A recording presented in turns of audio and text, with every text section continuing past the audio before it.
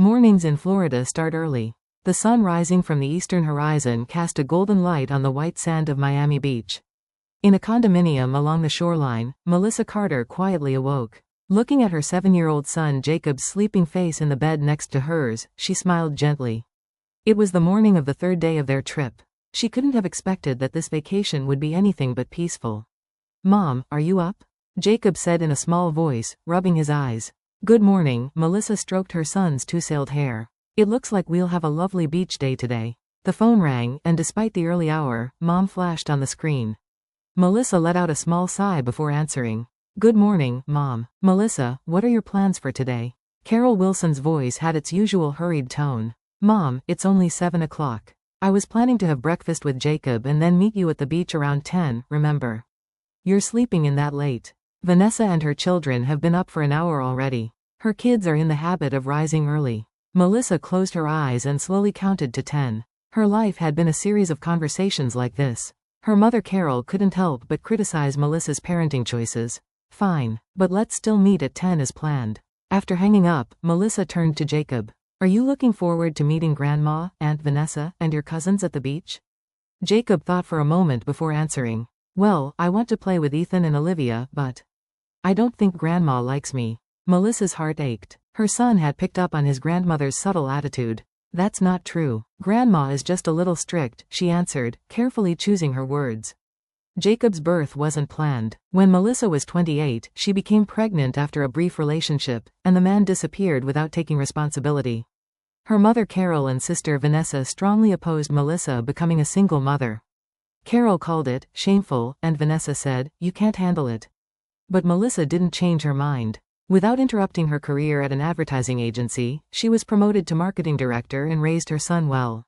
Still, the criticism from Carol and Vanessa never stopped. She was accused of being overprotective, and her parenting choices were constantly questioned. After breakfast, Melissa and Jacob began preparing for the beach. They applied sunscreen, put on swimsuits, and packed snacks and drinks in a bag. "Don't forget your float." Melissa handed Jacob a blue arm float. Her son still couldn't swim well. A little ahead of schedule, they arrived at the beach. Carol, Vanessa, her husband Mike, and their children, 10-year-old Ethan and 8-year-old Olivia, were already settled under a large beach umbrella. "Finally, you're here," Carol said, looking at her watch. "We've been waiting for an hour." "Good morning, Mom." Melissa tried to soften her expression. "We agreed to meet at 10, didn't we? It's only 9:45. "Melissa, you're always so casual about time," Vanessa said, brushing her brown hair back. She looked perfect in her bikini, in contrast to Melissa's modest one-piece swimsuit. Jacob, Ethan and Olivia ran over. "Let's build a sand castle." Jacob smiled shyly and looked up at Melissa. "Go ahead," she gently pushed her son's back. "But be sure to tell me when you want to go in the water." "Melissa, how long are you going to interfere with your son like that?" Mike looked at her over his sunglasses. "Our kids swim on their own already." "Jacob isn't confident in his swimming yet." Melissa maintained her composure. "That's because you make him think that way," Carol sighed. "I raised you more strictly. And look, you turned out strong. You're too soft on Jacob." Melissa was about to argue when her phone rang. Her boss's name appeared on the screen. "Excuse me, I need to take this," she said apologetically. "Go ahead, take your work call." Carol waved her hand. "We'll watch Jacob." Melissa hesitated for a moment. But this project with a major client was important to her. She kissed her son and instructed, "I'll be right back. Remember to tell Grandma or Aunt Vanessa when you want to go in the water." As she walked toward the hotel lobby, she heard Carol and Vanessa whispering behind her.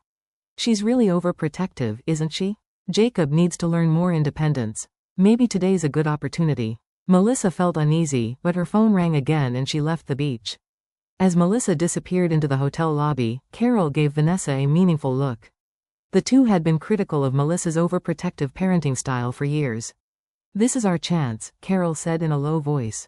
"Let's teach Jacob a little independence." Vanessa nodded at her mother's words. "Melissa spoils her son too much.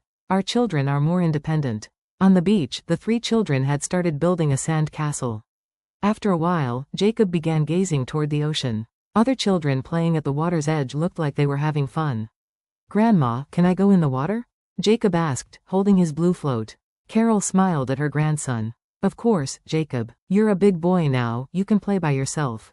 "But Mom said I shouldn't swim alone." "Your mother always worries too much," Carol said. You'll be fine if you stay in the shallow area. Go on, your cousins will go with you. Ethan and Olivia ran ahead, and Jacob, after a moment's hesitation, followed them. He put the float on his arm and cautiously stepped into the surf. Carol and Vanessa sat under the umbrella and started checking their smartphones. Mike, Vanessa's husband, had gone to a nearby vendor to buy drinks.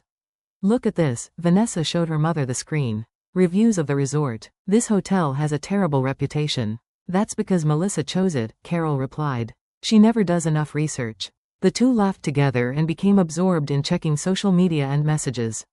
Occasionally, they pretended to look toward the children, but they weren't really monitoring them. At the water's edge, Ethan and Olivia had returned to the sand and started building a new sand castle.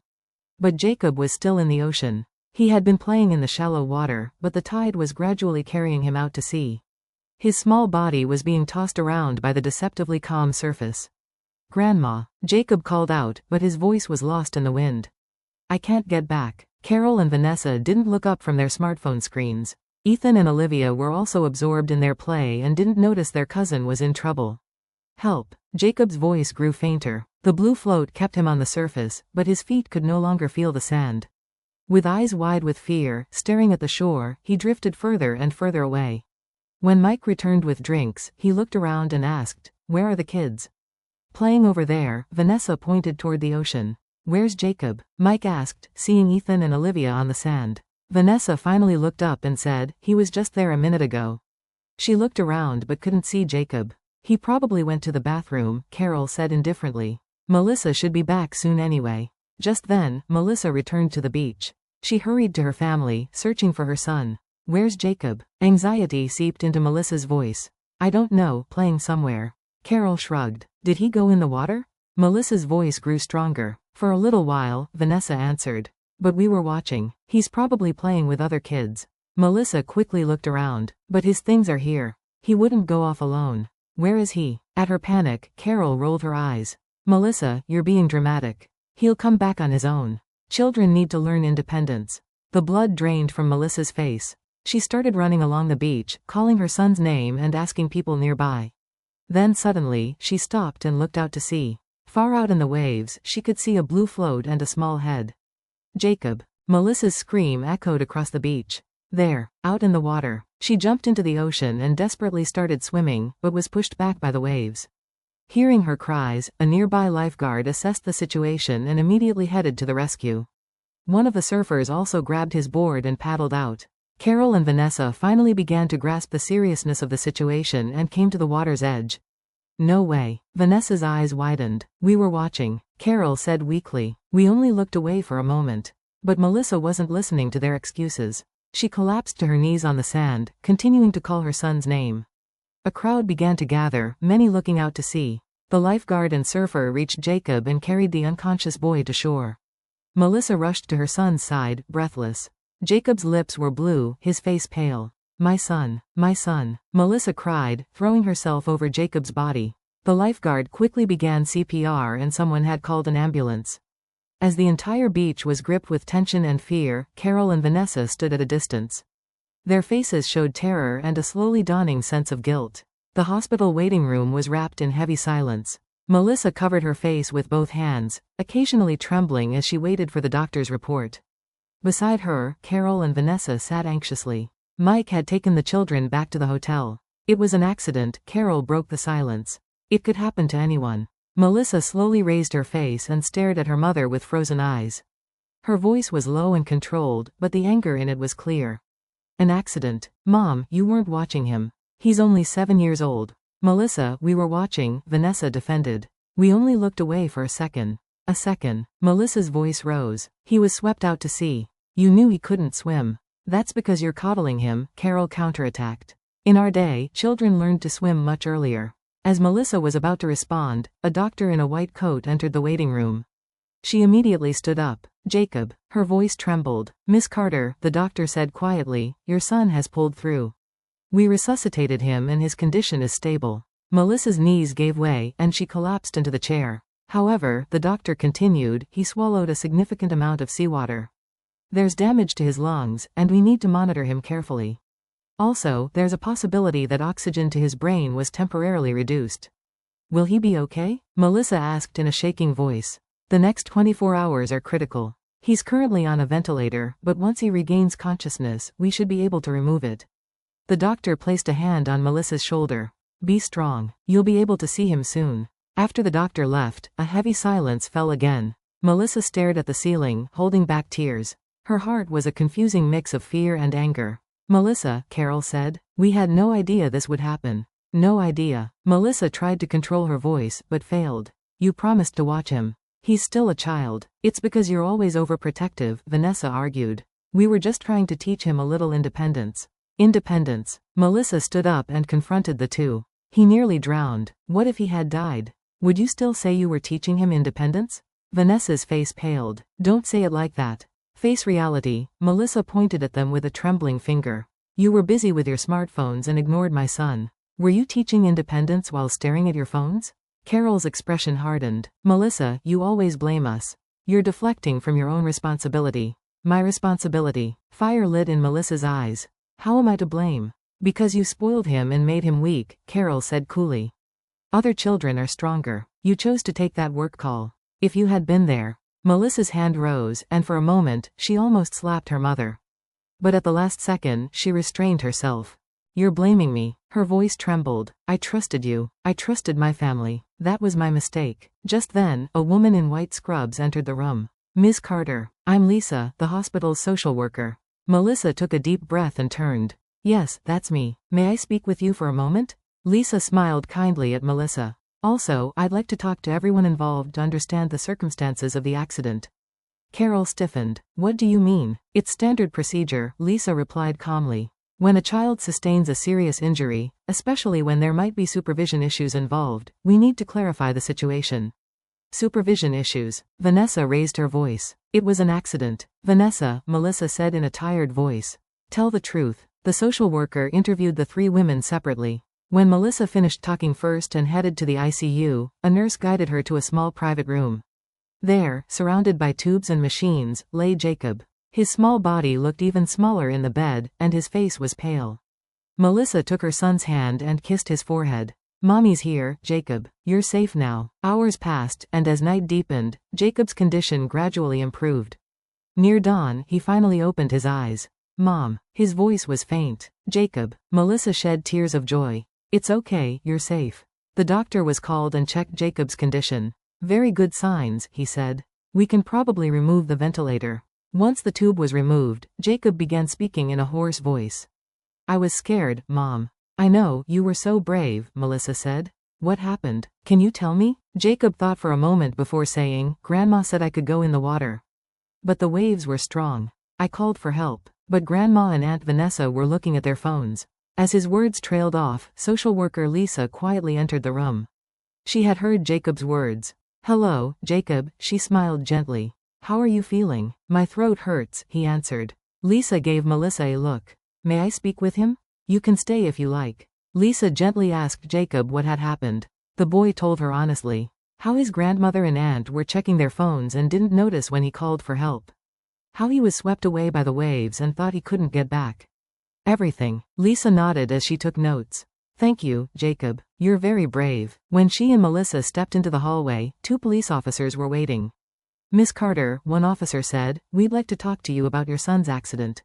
It wasn't an accident, Melissa said firmly. This was negligent supervision. The officer nodded. Actually, we received reports from witnesses at the beach. There are multiple testimonies that your mother and sister were engrossed in their smartphones and not paying attention to the child. Furthermore, the officer took out his mobile phone and played a video. It showed Carol and Vanessa staring at their phones under the umbrella. A child's cry could be heard from a distance, but the two didn't even look up. This video was taken by a tourist nearby, the officer explained.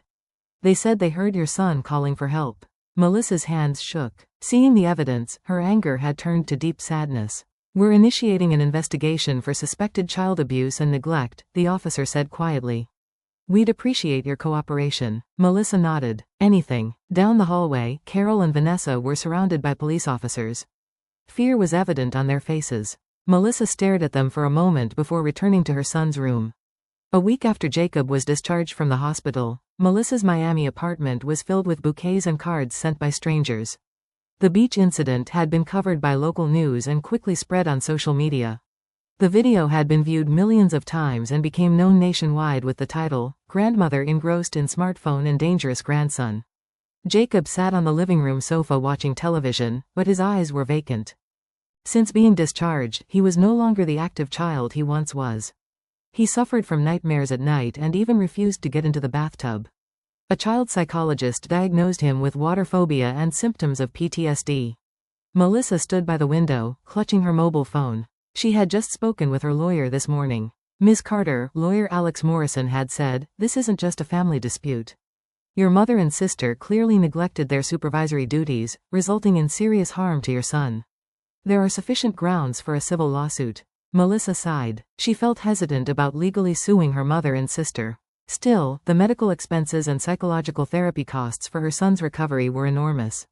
Are they even sorry, she asked herself. The answer became clear in yesterday's local news. Carol and Vanessa told reporters that Melissa was overreacting. "We were taking care of our beloved grandson," Carol said in front of the camera. "Children sometimes have accidents. That's a reality parents must accept." Melissa's overprotective parenting has made Jacob weak. When she heard those comments, something broke inside Melissa. As she was lost in thought, her phone rang. It was an unknown number. "Hello, this is Melissa Carter." "Ms. Carter, this is Laura Henderson from the Miami Herald. Do you have a moment?" Melissa hesitated for a second. Until now, she had declined all press interviews. "What is this regarding?" "I have questions about your mother and sister's claims," Laura said frankly. "There are too many contradictions in their story. If you're willing, I'd like to hear your side." Melissa looked through the window at Jacob. He was now looking at a drawing he had made as part of his therapy. Drawn with intense blue and black lines, it depicted a small figure screaming in the water. "All right," she decided. "Let's meet." The meeting with Laura was more detailed than Melissa had expected. The reporter not only asked about the incident but also about Melissa's childhood, her relationship with her mother, and the friction with her sister. "Was Carol strict with you too?" Laura asked. Melissa smiled bitterly. "Mother always demanded high standards, saying she was teaching me strength. But she was lenient with Vanessa. When my sister failed, it was, she's still young, but if I did the same thing, it was, you need to be more responsible. That must have been hard. I was desperate for approval from my mother. But my sister was loved no matter what she did," Melissa said quietly. "Ironically, when I became a single mother, I chose the opposite approach from my mother's parenting.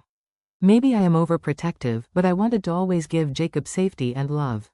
Laura took notes eagerly. "Is there anything concerning about Carol's past behavior?" Melissa thought for a moment before answering. "Actually, this isn't the first time." With a trembling voice, she began talking about Carol's dangerous judgments in the past. Driving with Vanessa's children without car seats. Letting a 5-year-old grandchild cut vegetables with a knife. Leaving the children home alone while going shopping. Mother believes that children grow through strictness. But it's just irresponsibility. The next day, Laura contacted Vanessa's friends and colleagues for more information. Her investigation revealed that Vanessa herself had problems with parenting. Teachers at school were concerned that Vanessa's children weren't receiving adequate supervision. 10-year-old Ethan was often late for school and frequently forgot his homework. 8-year-old Olivia showed symptoms of anxiety and appointments had been set up with the school counselor, but Vanessa failed to show up twice. When Laura's article was published in the newspaper, the impact was explosive. Titled, "Boy Nearly Drowns, Family Neglect Leads to Tragedy," the article detailed Carol and Vanessa's irresponsible behavior and quoted Melissa to reveal the flaws in their parenting approach. In testimony accompanying the article, Jacob's doctor explained the severity of the drowning incident. If help had been delayed by just a few more minutes, he could have suffered permanent brain damage. Or in the worst case, he might have lost his life. The community's reaction was immediate. Critical comments flooded Carol and Vanessa's social media accounts. The insurance company where Vanessa worked placed her on indefinite paid leave. Carol's garden club suspended her membership. But the most shocking development came from the police. The afternoon the article was published, 2 officers knocked on Carol's door. They had an arrest warrant for her on suspicion of serious child neglect. Simultaneously, a representative from Child Protective Services visited Vanessa's home and began investigating the welfare of her children. Mike was furious and blamed Vanessa. "Why weren't you watching Jacob? Now our own children are at risk." When Melissa heard this news, she felt mixed emotions. On one hand, she felt relief that her mother and sister were facing the consequences of their actions. But at the same time, she felt sadness at watching her family fall apart. That night, she sat by Jacob's bedside, watching his sleeping face. The boy still held her hand until he fell asleep. "I will do anything to protect my child," she vowed quietly.